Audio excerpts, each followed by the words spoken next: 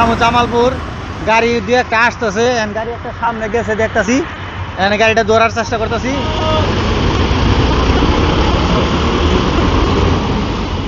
আজকে তুলনামূলক বাসের চাপটা একটু কম, গাড়ি আছে, অল্প কিছু গাড়ি আছে আর কি।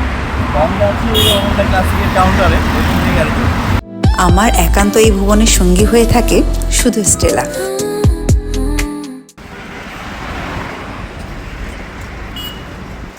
মানুষ তো রাস্তা নাই একেবারেই, গাড়ি ঘোড়াও কম, একেবারেই কম।